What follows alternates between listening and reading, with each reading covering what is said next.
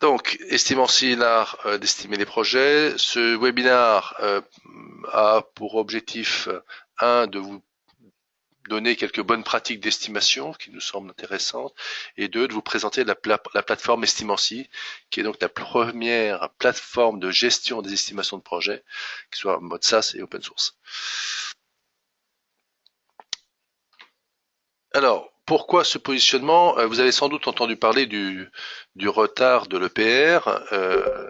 Il faut savoir que sans doute vous savez que beaucoup de projets sont en retard. En matière informatique, près des 2 tiers des projets sont en retard ou hors budget. Autrement dit, la grande majorité des projets risquent d'être en retard avant même d'avoir commencé. Alors, une des raisons qui explique cela, c'est que les estimations de projets sont souvent faites de manière artisanale, au mieux avec Excel et très souvent au doigt mouillé. Donc, Estimancy permet de rendre les estimations plus simples, plus rapides et plus fiables. Permettons d'industrialiser les estimations, ce qui va permettre de capitaliser et donc de rentrer dans une boucle d'amélioration. Nous démontrons aux entreprises qu'elles doivent arrêter de dépenser des fortunes à créer des centaines de fichiers Excel compliqués que chacun peut modifier dans son coin sans aucun contrôle et qui donnent des résultats faux. Nous leur proposons donc d'adopter la première solution de gestion des estimations de projet qui soit SaaS et open source.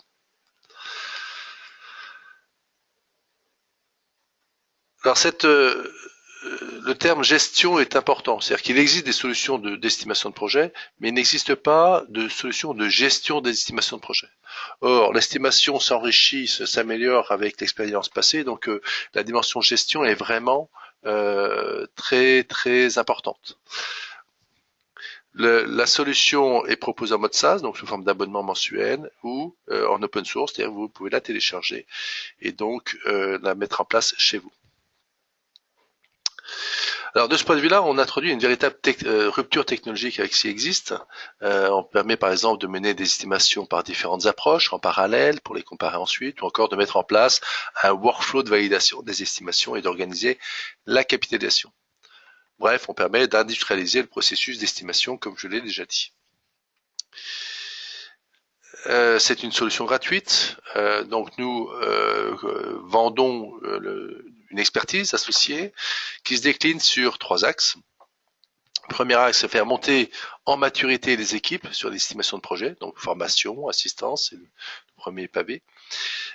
Deuxième axe, c'est faire des estimations de projet si vous avez besoin d'être conforté dans un budget par exemple ou d'avoir un contre-chiffrage. On peut faire du benchmarking également, c'est le deuxième pavé. Et troisième pavé, c'est industrialiser le processus d'estimation, en particulier à l'aide de notre plateforme. D'accord ? Donc là, vraiment, c'est déployer la solution chez vous. Alors, on a une culture bonne pratique, comme vous allez vous en rendre compte, et on aime bien démarrer une collaboration avec un client en sachant où on est. Autrement dit, dresser un état des lieux et regarder sur les aspects donc estimation de projet où en est l'organisation d'un point de vue pratique d'estimation, d'un point de vue comment ces pratiques sont implémentées dans les projets, et puis étudier également les ABAC, hein, donc vos modèles d'estimation qui nous permettent d'apprendre pas mal de choses. Donc cela donne, c'est un diagnostic qui dure quelques jours et qui permet de dresser donc un portrait force-faiblesse et de définir des priorités, soit donc pour intervenir sur la montée en maturité des équipes, sur se concentrer sur les ABAC ou encore d'industrialiser. Nous travaillons, ce produit en fait a été développé en collaboration avec des grandes organisations comme Banque de France, PSA, avec le CNRS, avec lesquels on a des travaux de recherche très très pointus, avec Mines ParisTech et puis d'autres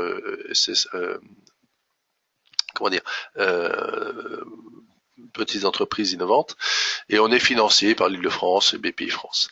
Alors, on a un an. Hein, nos clients, c'est des sociétés comme SNCF, Tacoma, Stelcia, et un certain nombre de projets qui démarrent, bien sûr, autres que PSA, Banque de France. Voilà, pour planter le décor. Alors, je vais rentrer maintenant dans le vif du sujet, à savoir les quelques bonnes pratiques. Alors, je vais pas toutes les énumérer, mais commençons par la plus simple. Ne pas prévoir, c'est déjà gémir, disait Léonard de Vinci. Effectivement, pour la première condition pour réussir un projet, c'est d'avoir une estimation fiable. Alors évidemment, sans prévision, vous ne serez pas en retard, mais en période de crise et de concurrence forte sur tous les marchés, est-ce encore possible aujourd'hui de démarrer des projets sans savoir combien ça va coûter, combien de temps ça va prendre. Donc, première bonne pratique, c'est déjà de faire une estimation. Deuxième bonne pratique, c'est que trop souvent, ce qui nuit le plus à l'estimation, c'est l'optimisme, ou même le suroptimisme. On croit que tout va bien se passer dans le meilleur des mondes et on accepte de prendre tous les risques. Donc il faut vraiment s'efforcer d'être réaliste, d'accord, d'objectiver les choses, de savoir pourquoi on a donné telle valeur plutôt que telle autre. Et ça, c'est être conscient que on a tendance à pécher, c'est très humain, par excès d'optimisme. Troisième bonne pratique, il faut savoir résister aux pressions. Hein, le client ou le management peut faire pression pour avoir une estimation moins chère, autrement dit plus optimiste, et donc réduire le montant de la proposition. Pour se défendre, pour résister aux pressions, il faut qu'une estimation soit défendable. Et la meilleure des défenses est de disposer de données historiques sur des projets comparables. Pouvoir dire, attendez, ce projet il est à peu près équivalent à celui-ci. Celui-ci, nous on a mis 6 mois, comment voulez-vous que je fasse la même chose en 4 mois. Donc voilà, il faut non plus arriver avec un avis, mais arriver avec des données, des mesures objectives. Une bonne pratique d'estimation, c'est la gestion des incertitudes. Alors, pour introduire ce concept qui n'est pas toujours bien connu, il faut juste être conscient que on n'a pas toujours, en début de projet, on a une idée vague de ce que sera le projet. Autrement dit, le coût final du projet est dans une plage, hein, min, max. Et donc, plus on va avancer dans la connaissance du projet, plus on va décrire ce que l'on veut faire, et bien, plus cette incertitude va diminuer jusqu'à la fin du projet où le coût sera parfaitement connu, il n'y aura plus d'incertitude. Ça, c'est une réalité du terrain et ça amène deux remarques. La première, c'est que évidemment, c'est quand on a le plus besoin d'estimer qu'on a la plus forte incertitude. D'accord ?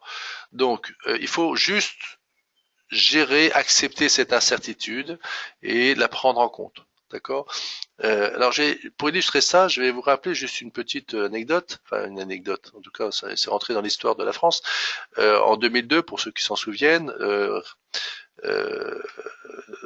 fin du premier tour, grand chamboulement puisque on s'attendait à un duel Chirac-Jospin et finalement ça a été Chirac-Le Pen. Alors qu'est-ce qui s'est passé ? En fait, nous avions 3 candidats. Dernières estimations avant le premier tour des présidentielles, on annonçait donc Chirac 19, Jospin 18 et 14% pour Le Pen. Et puis, premier tour, patatras, Chirac 19,9, Jospin 16,2, Le Pen 16,9. Alors là, les journalistes ont crié haro sur les organismes d'estimation, mais en fait, ce sont eux qui ont oublié de parler de l'incertitude. Parce que les organismes d'estimation avaient bien annoncé qu'il y avait une incertitude. Et ils avaient annoncé ces chiffres-là. Ils avaient dit que Chirac ferait entre 15,8 et 22,2. Probablement 19, Jospin entre 14,8 et 21,2, probablement 18, et Le Pen entre 10,8 et 17,2, probablement 14. Autrement dit, on aurait même pu avoir un deuxième tour avec Jospin-Le Pen. Et donc, ne pas avoir su annoncer cette incertitude, eh bien, ça amène dans des ça a eu des conséquences vraiment très très fortes sur la suite. Donc, gérer les incertitudes, c'est quelque chose qui est essentiel. Alors, c'est un autre aspect de la gestion des incertitudes, c'est imaginons que en phase de besoin ou d'exigence, vous demandiez à un sous-traitant de faire une proposition au forfait pour un projet. À votre avis, où va-t-il positionner son prix? Il va forcément se mettre là où le risque est le minimum pour lui, donc se prendre des sécurités, donc voilà. Alors qu'on pourrait imaginer qu'en gérant les incertitudes, il vous fasse un prix probable ici, et puis ça vous laisse ensuite la possibilité de travailler sur des aménagements, des évolutions et autres. Donc la gestion des incertitudes, c'est une bonne pratique, et donc elle se met en place comment? En disant, ben voilà, mon paramètre, ça sera au moins ça, probablement ça, maximum ça. Et ça décline sur le nombre d'écrans. Je vais avoir entre 2 et 5 écrans, probablement 3. Euh, la compétence des équipes ou n'importe quoi encore. Une nouvelle bonne pratique, c'est que, on l'a plus ou moins évoqué, c'est que dans un cycle de vie, vous passez par des phases, besoins, exigences, donc un cycle de vie n'importe lequel, pourvu qu'il vous convienne. Et on passe en fait d'un monde très fonctionnel, où on regarde le point de vue utilisateur, à un monde plus technique, où là on va parler d'écran, de lignes de code, etc. etc. Donc en fonction de la phase dans laquelle on est, eh bien on dispose de données, de connaissances différentes. Autrement dit, il faut être capable de mener une estimation avec des données d'une certaine nature en phase de besoin. Ça peut être un dire d'expert et autres. En phase de spécification, on aura des données davantage techniques, et là on pourra commencer à parler d'écran ou point de fonction ou autre. Et donc il faut juste avoir des modèles d'estimation, des méthodes d'estimation qui vont être adaptées en fonction de la phase dans laquelle vous êtes. C'est également une bonne pratique. Alors pour ça, on peut faire appel à plusieurs méthodes d'estimation. Il y en a beaucoup, je ne vais pas les énumérer, mais sachez qu'il y en a beaucoup et qui peuvent être mises en place. Encore une bonne pratique, c'est d'industrialiser le processus d'estimation. Alors évidemment, l'industrialisation concerne davantage des grosses entreprises qui ont un grand nombre de projets, qui auront besoin de capitaliser sur les expériences passées, et voilà. Donc,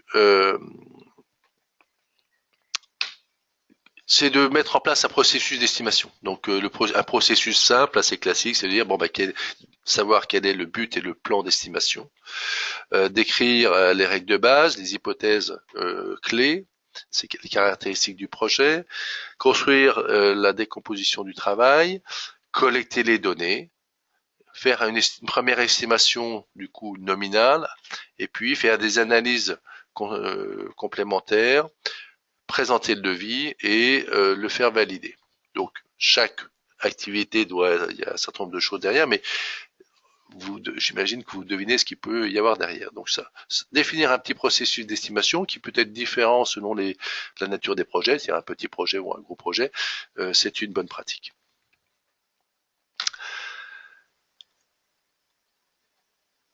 Beaucoup d'organisations travaillent avec Excel. Excel ne permet pas réellement de capitaliser, mais au-delà de ça, ça conduit à construire un outillage qui est parfois complexe. Hein. Donc Excel, c'est un outil extraordinaire, personne n'en doute. Pour autant, quand on construit tout un système d'estimation de projet dessous, on se heurte à des présentations qui sont compliquées, c'est pas toujours lisible, c'est pas toujours maintenable, c'est pas toujours partageable, on n'est jamais sûr d'avoir la bonne version, etc. Donc voilà, Excel est évidemment un outil très puissant, mais il permet de tout faire, autrement dit, il va pas forcément bien faire les choses quand il s'agit de faire l'estimation de projet.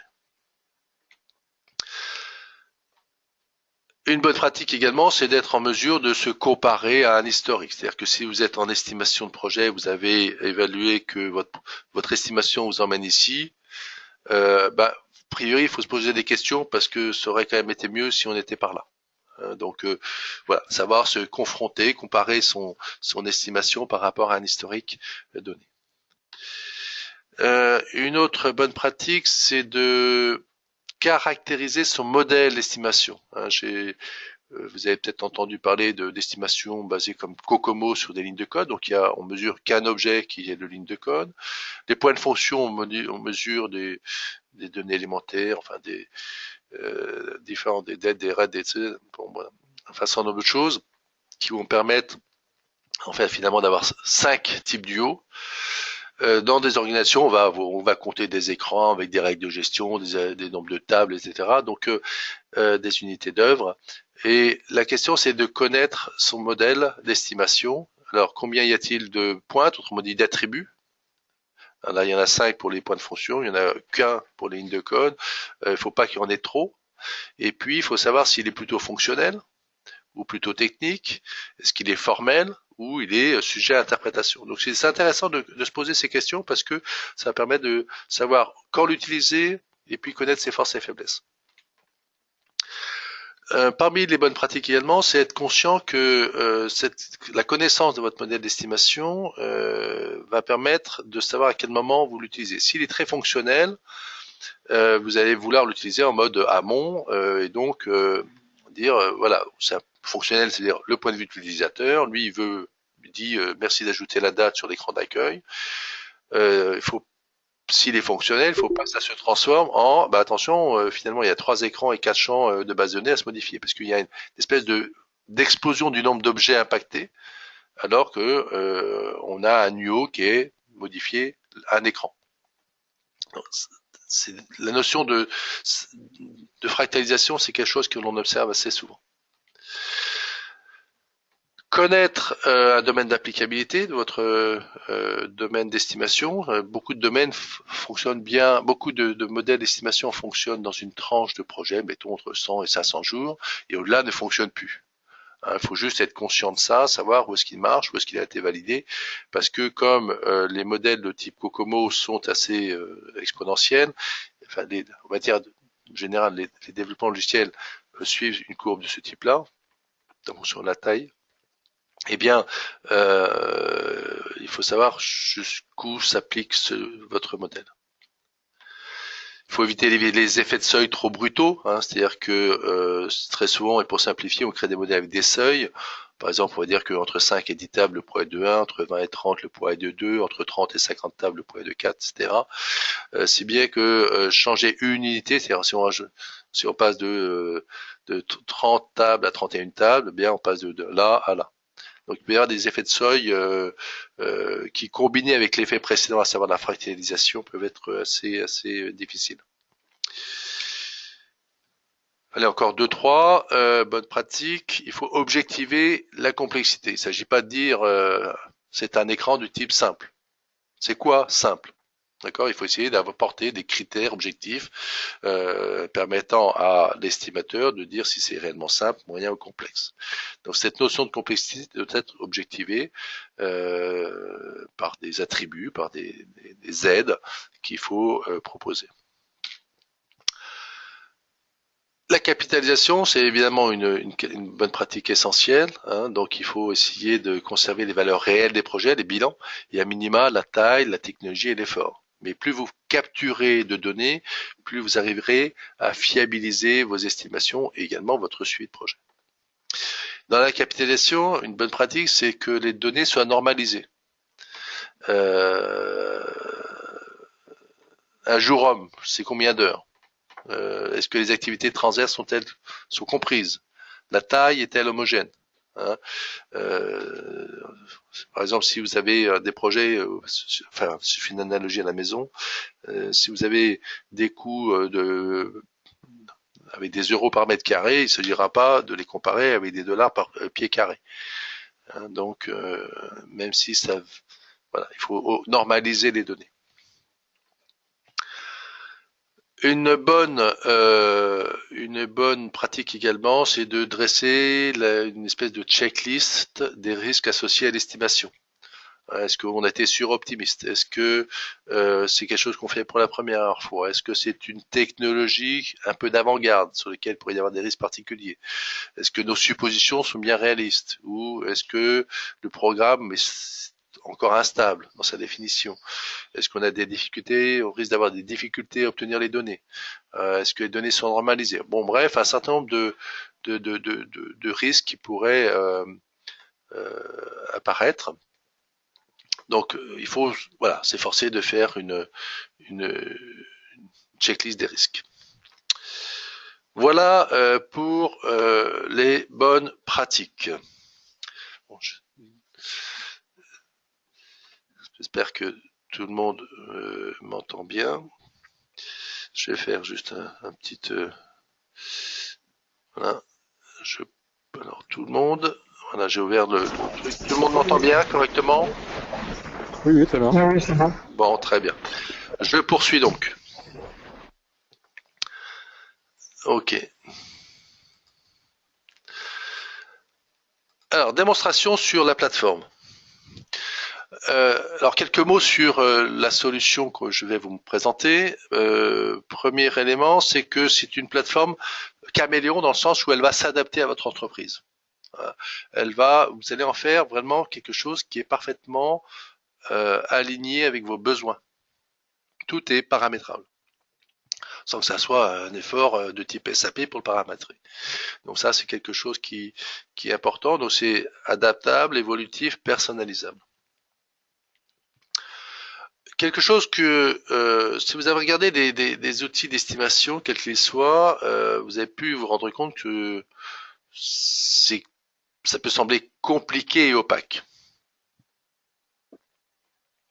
Estimancy a pour volonté donc de simplifier tout ça et donc simplifier l'estimation de projet en vous permettant de mener une estimation étape par étape. Et la première étape, c'est d'avoir la taille du travail à faire. Si vous devez faire une analogie, ce serait combien de mètres carrés vous devez construire. Donc évaluer la taille du travail à faire. Ensuite, c'est de calculer l'effort pour réaliser ce travail. D'accord. Ensuite, de ventiler les efforts sur l'ensemble des activités et d'en déduire les coûts en fonction des profils des personnes impactées. Et enfin, lorsqu'on est sur le point de démarrer le projet, eh bien c'est de dire, ben voilà, j'ai ce projet, je vais faire avec 3 personnes, donc ça va me prendre plus de temps que si j'avais mis 5 ou 10 personnes. Okay, donc en déduire le délai. Donc une estimation, en fait, c'est passer par ces 4 phases. Alors on peut en faire que 2. On peut faire que taille et effort. On peut faire 3 ou 4. Bon, mais c'est bien de le faire par étapes parce que ça simplifie énormément les choses et ça facilite l'adhésion des équipes parce qu'elles comprennent en fait les choses. Alors la taille c'est quoi? C'est le dénombrement des travaux élémentaires à effectuer. Hein. Ça sera par exemple des points de fonction en matière de logiciel. Ça sera d'évaluer un nombre de lignes de code. Ça sera des tickets de support maintenance. Parce que, évidemment on peut estimer n'importe quoi. Votre système d'unité d'œuvre. Ça pourrait être un dire d'expert. Donc voilà, il faut évaluer la taille du travail à faire. Hein. Alors l'outil vient avec un certain nombre de modèles. On peut faire du dire d'expert et d'autres choses. Voilà. Deuxième étape, l'effort. Bien, en fait, l'idée c'est quoi? C'est que l'effort n'est pas proportionnel à la taille. Plus on va avoir de choses à faire, plus il faudra mettre une équipe importante, et plus l'effort va croître parce que plus de monde, c'est-à-dire plus de synchronisation, plus de communication, plus de reporting, plus de choses, plus d'efforts d'apprentissage et autres. Et donc, l'effort n'est pas proportionnel à la taille. Donc, pareil dans l'outil, on va vous proposer d'adopter des modèles de type générique, ou ISBG, ou COCOMO, ou votre propre modèle d'effort, ou encore de faire du dire d'expert. Les activités, c'est évaluer les efforts des activités associées. Alors, par exemple, dans le développement du logiciel, on évalue généralement le coût de développement et test unitaire. Et puis de là, on déduit le coût des specs ou le coût d'intégration, test, validation, etc., recettes, voilà, par pourcentage, par ratio. Donc c'est un peu ce que fait ce module activité. Il va permettre également de calculer les coûts, puisque connaissant les coûts par personne, par profil de personne, on va pouvoir déduire le coût global du projet. Alors, on peut déduire, on peut mettre en place des activités avec des types de développement agile, développement de type cycle en V, ou avec une sous-traitance avec une SC6.1, une SS2I2, etc. Donc, vous créez vos propres systèmes modules d'activité. Enfin, pour terminer les équipes, donc c'est les ressources allouées au projet. Donc là, on est sur le point de démarrer le projet. Eh bien, 3 personnes, ça prendra plus de temps que 5. Donc vous préparez votre planning. Finalement, on est et en fonction de votre capacité de production. Un point également important, c'est que l'outil vous permet de construire un véritable processus d'estimation avec un circuit de validation. Pourquoi? Parce qu'on ne va pas travailler de la même manière selon que on sous-traite ou que c'est fait en interne. Donc il faut non seulement gérer la confidentialité des informations, mais que le circuit de validation soit bien organisé. Pour un sous-traitant, on va faire une demande, il va travailler sur le devis, il va vous le proposer, vous allez le valider ou le refuser, il va y avoir des allers-retours jusqu'au moment où il sera accepté. Donc il s'agit simplement de pouvoir construire un workflow qui soit adapté à votre environnement. Alors dans l'outil, on le verra, vous avez une liste des estimations, et puis pour chaque estimation, vous avez le domaine, le nom du produit, l'application auquel ça s'attache, et puis l'état qui est ici, qui donne le statut finalement dans le workflow. D'accord? Et tout ça, c'est paramétrable, personnalisable à volonté.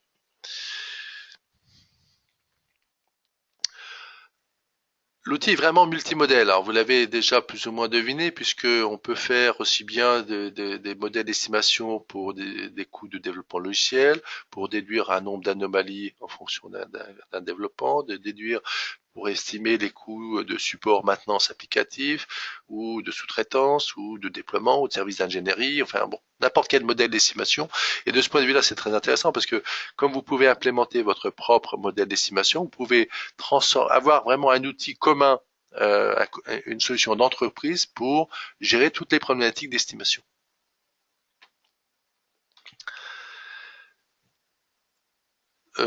Ça, je l'ai déjà dit dans l'outil, on va pouvoir, c'est l'application de ce que je disais à l'instant, c'est-à-dire que vous allez pouvoir activer tel ou tel modèle en fonction du cycle de vie. C'est-à-dire qu'ici, on va pouvoir faire un dire d'expert, ici travailler avec des points de fonction, ici travailler avec des unités d'œuvre, donc réestimer avec différentes méthodes. Voilà.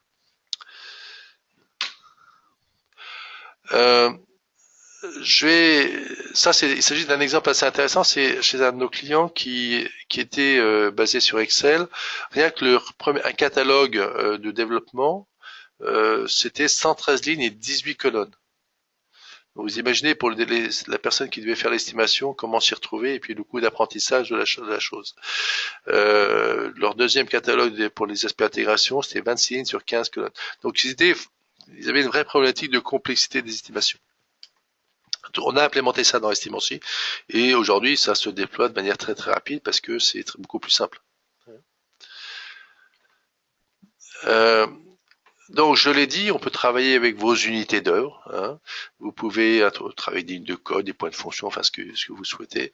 Tout ça c'est très simple. On le verra pendant la démo.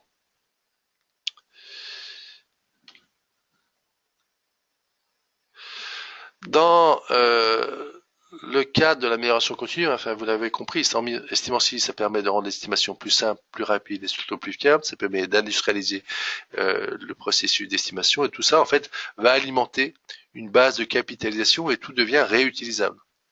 Et une des façons de réutiliser, c'est déjà la chose suivante, c'est-à-dire que à chaque fois qu'on va estimer un NIO, alors là on est sur des unités d'œuvre. Donc, il s'agit d'un écran, alors je ne sais pas de quoi il s'agit, qui est un type d'unité d'œuvre, c'est une opération de création en techno Java, la traçabilité, la cotation qui m'a permis de déduire, alors en cliquant dessus, j'ai un dénombrement à faire, et j'ai un résultat théorique qui est proposé par le modèle. Eh bien, on laisse au chef de projet la possibilité de forcer ce résultat. Donc, il peut forcer un résultat dit retenu parce que, et c'est sa compétence, et c'est ce qu'on lui demande de faire, il peut penser que c'est moins cher dans le cas présent, ou que c'est plus cher, etc. Ok. Alors, Ça sera détecté parce qu'on verra qu'il y a des étoiles disant que attention, les données ont été forcées. Et surtout, ça va être utilisé parce que on va pouvoir se rendre compte que, par exemple, cet tuyau SRVTRT, eh bien, est toujours revu à la baisse, ou celle-ci est toujours revue à la hausse. Et donc, on va pouvoir analyser et puis dire bon bah il faut peut-être recalibrer cet tuyau ou celui-ci ou celui-ci, cet tuyau n'est jamais utilisé donc faut autant la supprimer. Vous voyez, donc on va permettre de faire évoluer les choses et puis affiner les choses. Donc la capitalisation, c'est important. D'abord, l'outil va vous permettre de capturer vos bilans de projet. Et donc ça sera utile pour faire de l'estimation par comparaison. Ça va vous permettre d'analyser la fiabilité d'estimation et comprendre les écarts. C'est-à-dire que si vous avez le bilan de projet, ben vous allez pouvoir comprendre pourquoi il y a un écart avec l'estimation initiale. Ça va vous permettre de calibrer automatiquement les modèles d'estimation, donc dans des fins d'auto-amélioration, et de mesurer la performance de l'organisation.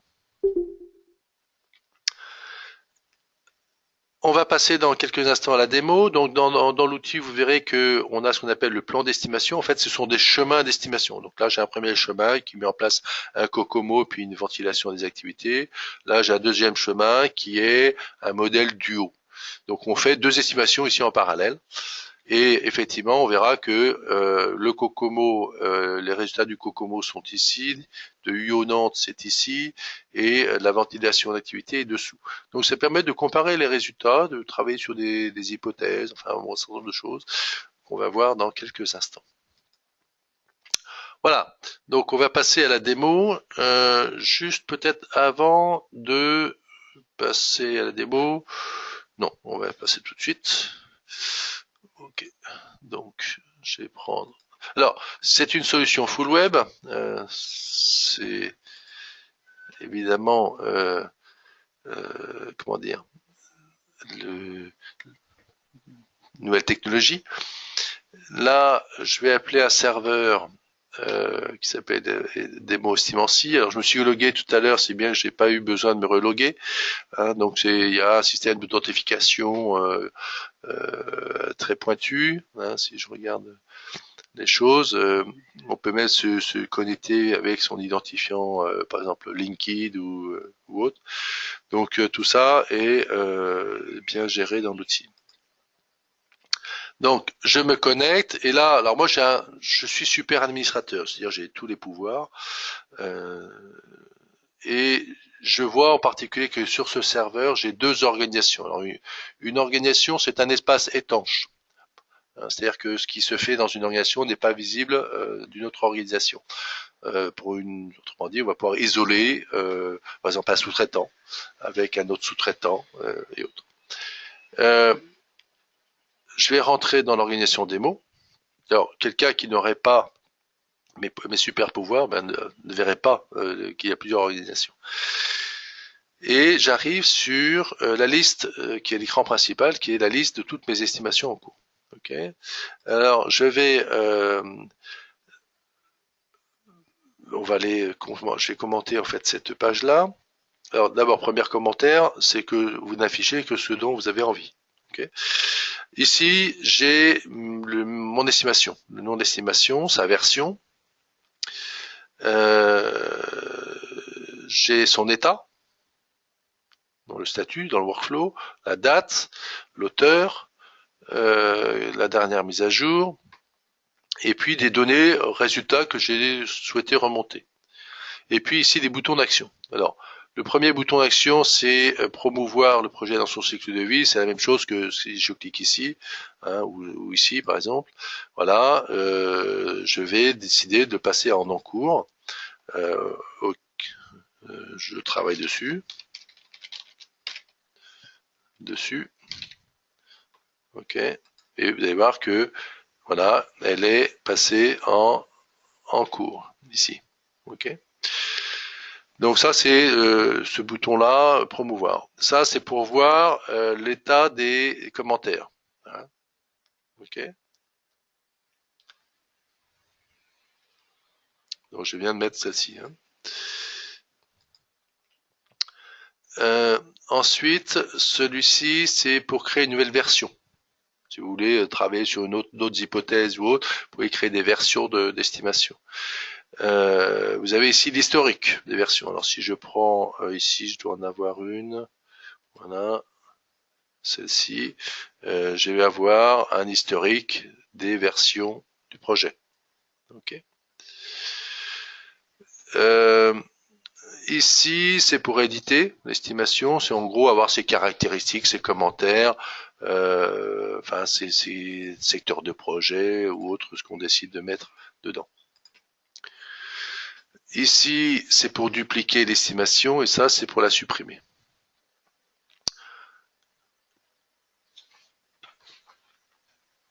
Ok, donc c'est assez simple. Évidemment, on peut. Alors, pour aller voir une estimation donnée, je vais aller voir celle-ci, par exemple.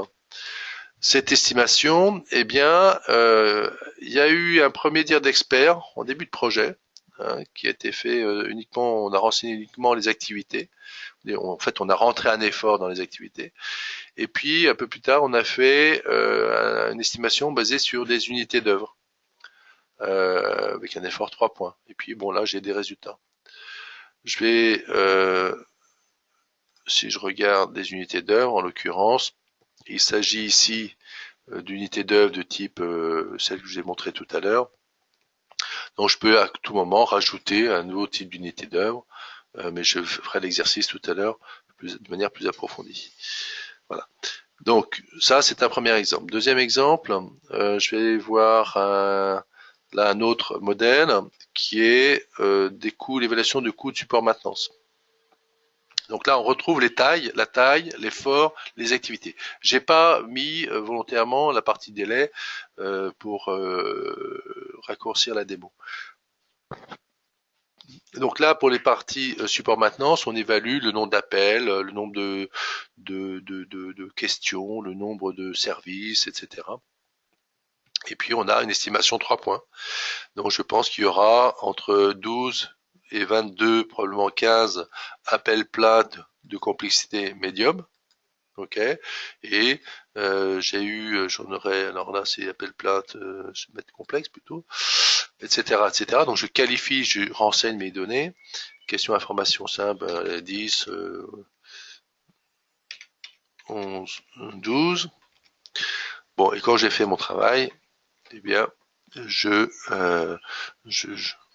j'ai terminé mon dénombrement, je passe à l'étape de l'effort.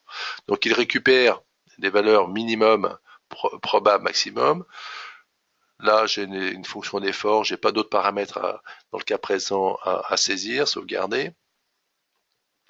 Mais au niveau de l'effort, j'aurais pu dire, ben voilà, les compétences de l'équipe, c'est ça, la réutilisation, c'est des choses comme ça.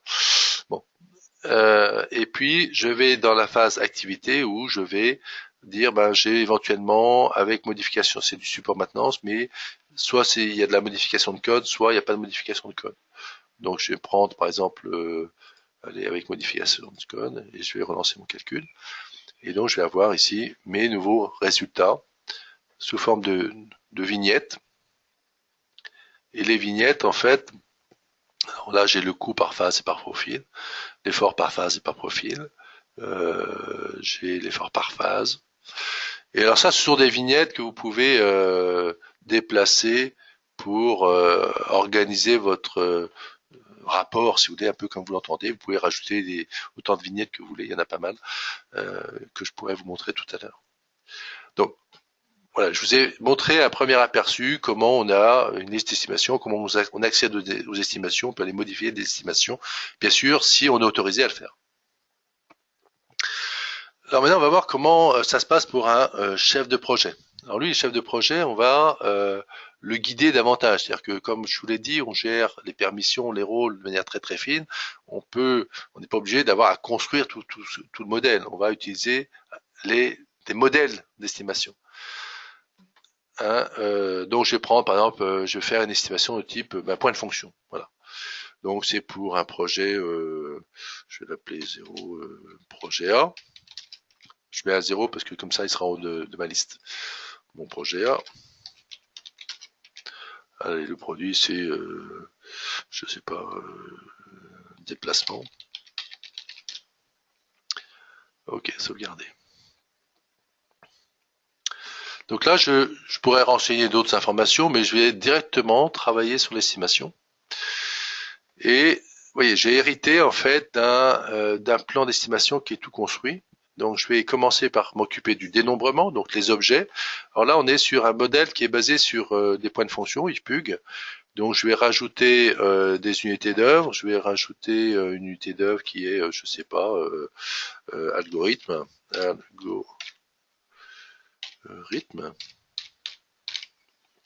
blablabla.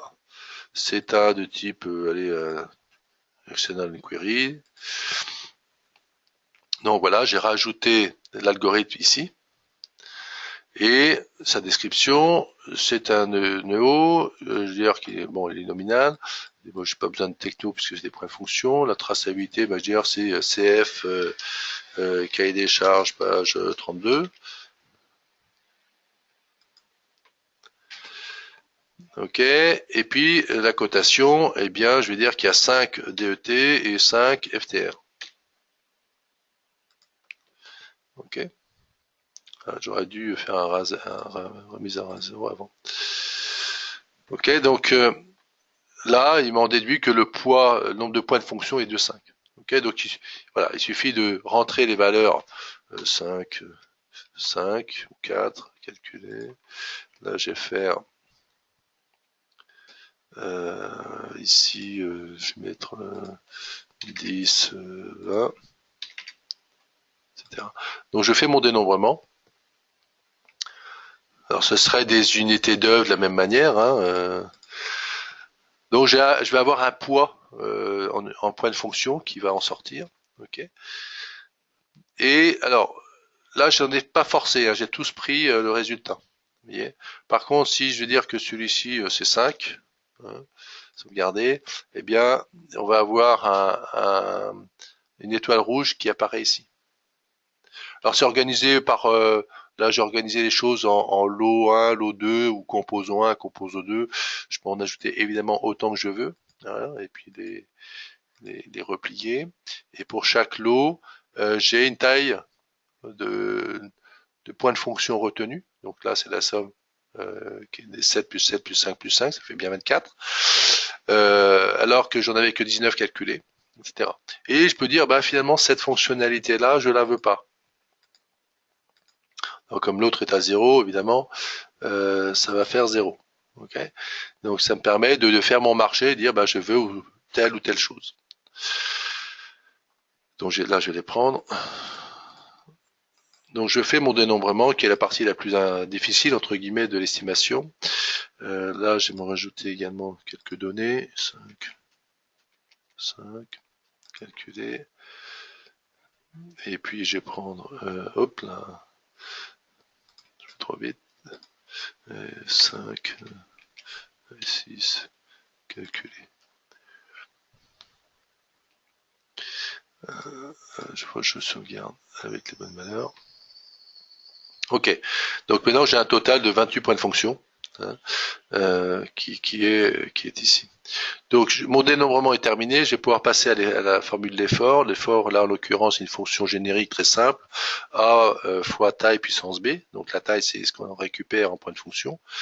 Et A égale 1,114 et B égale 0,98. On est sur des coefficients assez proches de Kokomo. Là, comme on me pose pas de questions, je sauvegarde. Et puis, je vais pouvoir passer maintenant à l'activité standard, la ventilation d'activité. Où là, je vais devoir choisir, est-ce que c'est quelque chose que je sous-traite ou c'est un cycle standard. Bon, je vais prendre quelque chose que j'envisage de sous-traiter. Ok. Donc, j'applique des ratios particuliers à ce niveau-là. Et voilà mon résultat, donc l'effort de développement, l'effort global, le ratio qui permet de passer de l'un à l'autre, et puis le coût. Et puis la ventilation des coûts, alors là j'ai spec détaillé, réalisation des tests unitaires, et puis assemblage. Et puis les profils qui sont impactés et l'effort qu'ils vont devoir fournir pour chacun. Okay. Si j'avais voulu une autre travailler sur le cycle de vie standard, je repose la question. Donc là, voilà, c'est un coefficient de 2 là, qui est celui-ci. Ok. Et ça me donne de nouveaux des résultats. Et j'aurais pu les faire mener ce travail en parallèle, comme tout à l'heure, pour dire, bah, je vais comparer des choses.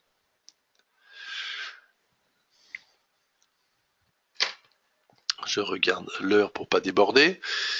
Euh, donc voilà comment, très simplement, je peux faire les choses. Alors, si je voulais faire ce travail en parallèle, dire que ben, je vais faire un dire d'expert en parallèle, mais pour ça, je vais juste mettre des activités standards.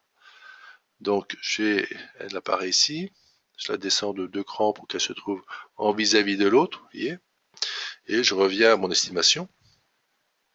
Donc maintenant, j'ai 2 chemins d'estimation. Je vais prendre une vue prédéfinie.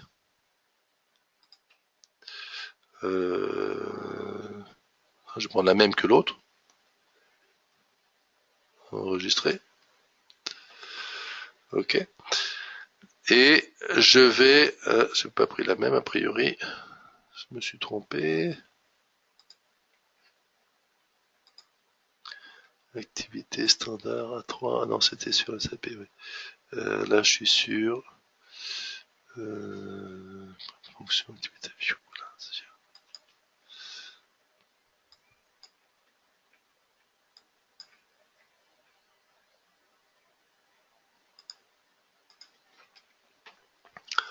ok. Donc là, j'ai la même vue et si je vais sur cette boîte-là, je dis ben voilà, mon entrée, elle est de, on va dire, je pense que c'est pas 35 de RTU, mais c'est plutôt 40. Et là, je travaille avec un sous-traitant et je lance mon estimation. Donc, je vais pouvoir comparer mes résultats. Qu'est-ce que ça donnerait en interne? Qu'est-ce que ça donnerait avec un sous-traitant? Les différents coûts, enfin les analyses qui vont bien. Donc, vous voyez que c'est quand même assez simple. Alors, évidemment, j'insiste sur la notion de droit et de privilège qui vont permettre de faire telle ou telle chose. Une dernière chose avant de clore, tout ça c'est paramétrable. Hein. Je vais vous donner un exemple pour les activités, par exemple, les modules de type activité. Les activités standards qu'on a utilisées jusqu'à présent, eh bien, on a 3 ratios qui sont là.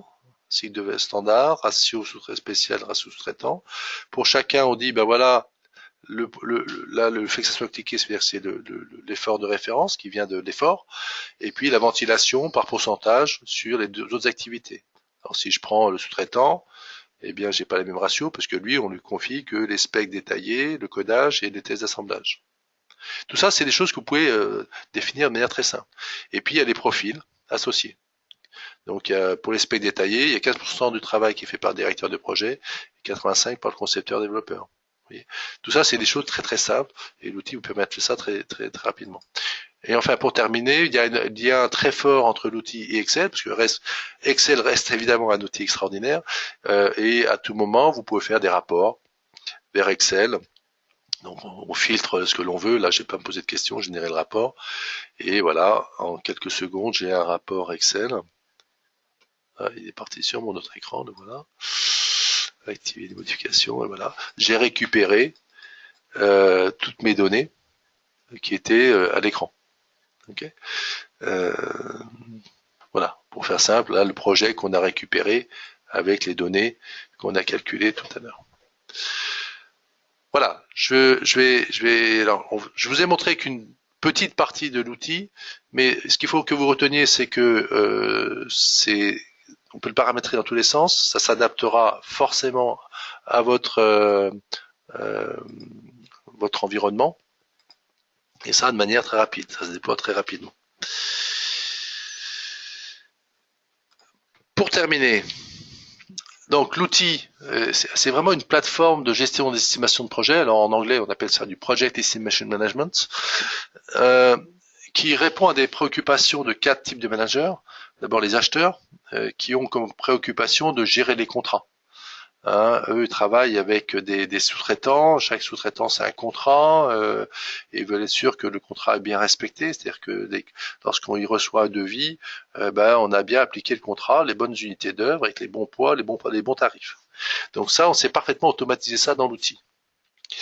Pour le management, ça va lui permettre d'avoir une solution qui va permettre de fiabiliser son budget global d'études et d'avoir des budgets effectivement un peu plus fiables.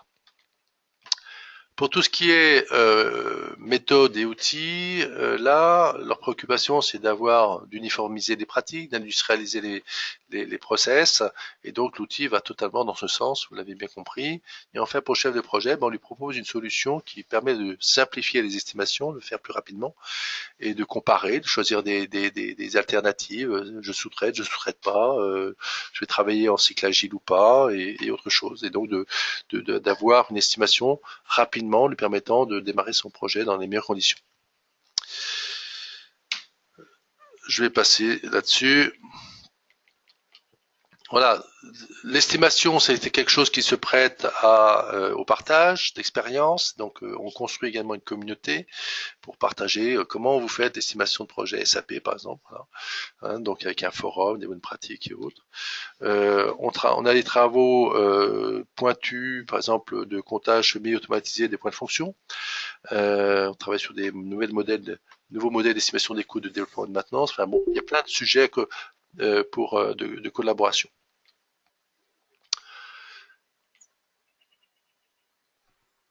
Voilà, donc un référentiel centralisé, sécurisé, possibilité de définir vos propres processus, c'est une solution d'entreprise, elle est internationalisée, c'est-à-dire qu'il y a plusieurs langues disponibles, c'est la possibilité de décomposer votre projet en sous-projets. Alors je l'ai pas montré, une partie estimée, la partie serveur séparément de la partie client, etc. Les cycles de vie projet, ça s'adaptera à votre entreprise. Vous pouvez mettre en place plusieurs modèles d'estimation, gérer les versions, avoir accès à la communauté, aux experts en ligne, l'aide en ligne, tout ce qui est forum, bonne pratique. Et tout ça, c'est de l'open source. Alors, je vous invite à me poser vos questions par la fenêtre de chat et je vais tenter d'y répondre. Il nous reste 2-3 minutes.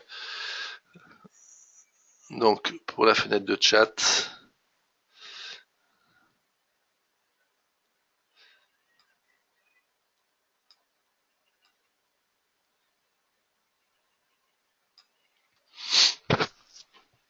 Alors, oui, on me pose la question des tarifs. Donc, le mode SaaS, c'est un abonnement mensuel. Le mode, comment dire, open source, il suffit de télécharger et puis d'installer chez vous.